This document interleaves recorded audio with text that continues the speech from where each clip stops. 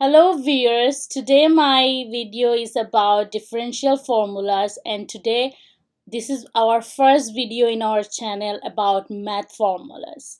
So I hope you guys will like it. So let's first talk about the first derivative, which is ex. This will not change.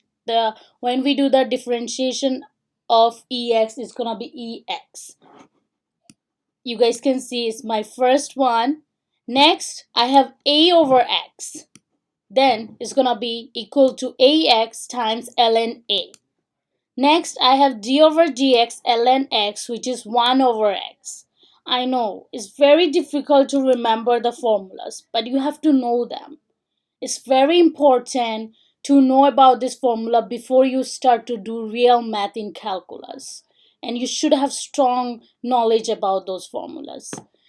D over dx sine x will be equal to cos x. D over dx tan x will be secant square x.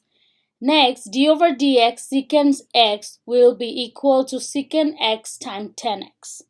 Next, you guys can see it's gonna be d over dx cosine x will be equal to negative sine x. There is a trick. Let's go to the previous one. See here, those were positive.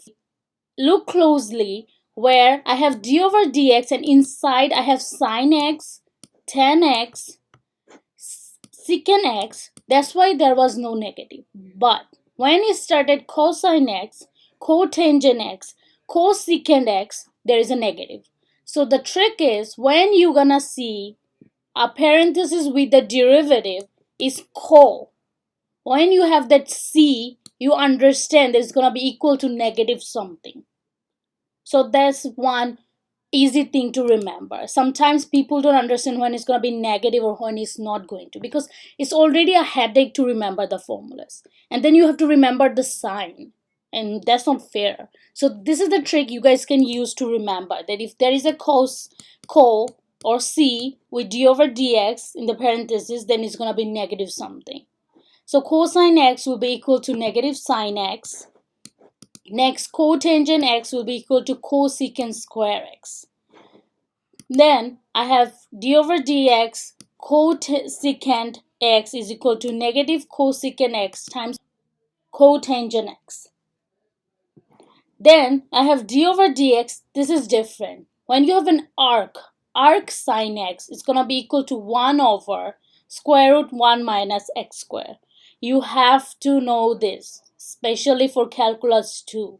You have to do a lot of problems using those formulas.